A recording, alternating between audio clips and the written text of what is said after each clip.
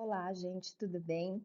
Bom, eu resolvi fazer esse vídeo com as respostas referentes às questões do Minute Paper e daquela questão de presença que era sobre a geleia, né? Eu resolvi fazer na forma de vídeo para ficar fácil para compreender. Iniciando então com as questões que foram perguntadas, né, a respeito do Minute Paper. A primeira pergunta foi em relação ao branqueamento, né? Então, por que foram feitos o branqueamento tanto na cenoura quanto na couve-flor antes de sofrer o processamento? Então, antes de sofrer o processo de desidratação ou antes de sofrer o processo de conserva, né? Então, a questão principal é a inativação de enzimas, né? Quais tipos de enzimas? Aquelas enzimas que podem deteriorar o alimento. Deteriorar em que sentido? Produção de gás, mudança de coloração. Então, imaginem o seguinte: você abre um pacotinho de cenoura desidratada, aí você abre o pacotinho, aí muda o gás, né? Produz gás. Então, você abre com aquela sensação do gás produzido, que é desagradável. Ou a couve-flor, você abre o vidro, aí também, né, aparece o gás. Ou então, acaba, pelo fato da couve-flor produzir gás, acaba estufando a lata, né, se ela estiver armazenada em lata. Então, são itens que nós que não é permitido, não é que não é permitido, é que há deterioração do alimento, né? Não faz parte das características sensoriais deste alimento que está ou desidratado ou em conserva, mudar a coloração ou produzir gás. Afinal, ele está sendo processado, né? Esse processamento ele serve para dar um mais prazo de validade aí para o alimento, tá bom? Bom, e aí por fim eu coloquei aqui, né, que o branqueamento ele também entumece o tecido, ou seja, ele incha, ele faz com que dê mais corpo para esse tecido. Então é interessante para a cenoura que é desidratada. Então, já que ela vai ser desidratada, então entumecer o tecido fica com uma característica melhor, ou então ajuda na fixação de coloração. No caso, principalmente da cenoura, também, né? Por conta do beta-caroteno.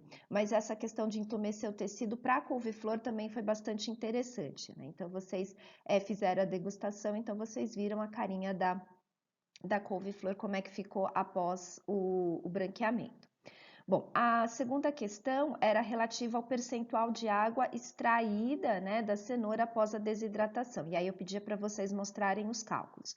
Então, vocês precisavam ter o valor da cenoura do peso úmido e também do peso seco e fazer a regra de 3.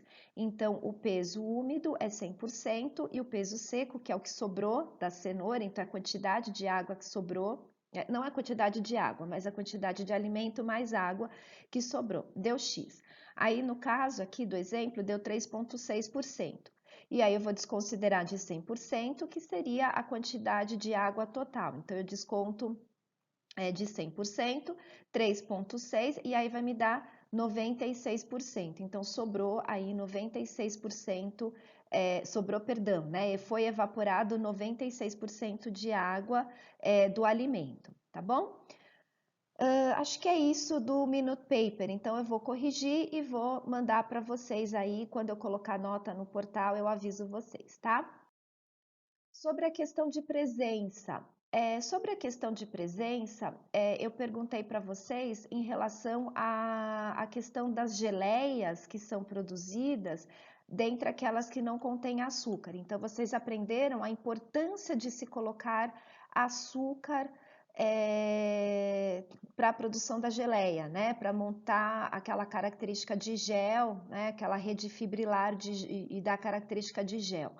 E no caso, quando não se tem açúcar. Então, na indústria, eu substituo a pectina, que normalmente é usada, que é chamada de ATM, ou seja, aquela pectina de alto teor de metoxilação, aquela pectina que forma gel na presença de açúcar, que é a comumente encontrada nos alimentos de maneira geral, e aquela que nós adicionamos lá para a produção da geleia.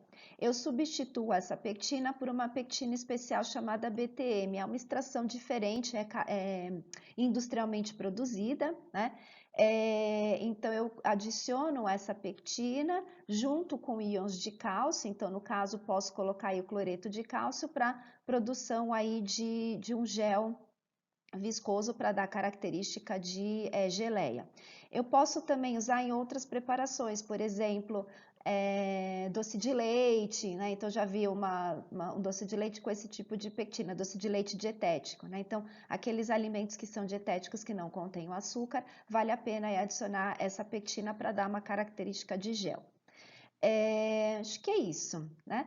Bom, eu coloquei aqui a referência que foi utilizada, né, para contribuir aí para vocês utilizarem para poder estudar.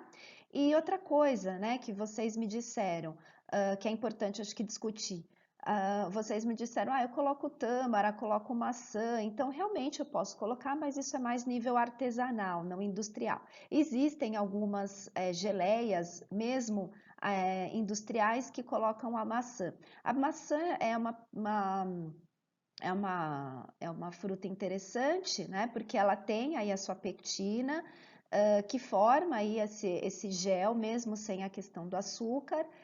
Não é que seria BTM, mas ela já tem a sua pectina natural, então ela tem essa capacidade de formar esse gel, ela tem um alto teor de pectina, então isso que contribui, né?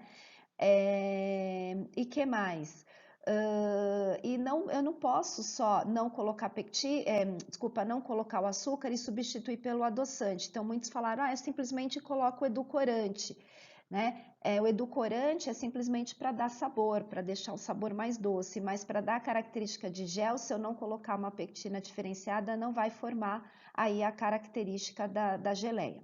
E outra coisa que pode ser encontrado hoje em dia, em sucos de frutas, eu adiciono a maçã, que é aproveitando, né, o gancho, porque a maçã ela é interessante porque ela acerta o pH e ela também tem aí a pectina, né, no caso, e açúcar da própria fruta para poder dar esse doce para sucos, e a pectina, no caso, se eu for usar para geleia, tá bom?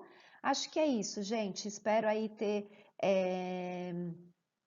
esclarecido as dúvidas. Qualquer coisa aí me escrevam aí no chat das aulas, tá bom? Beijo, até mais.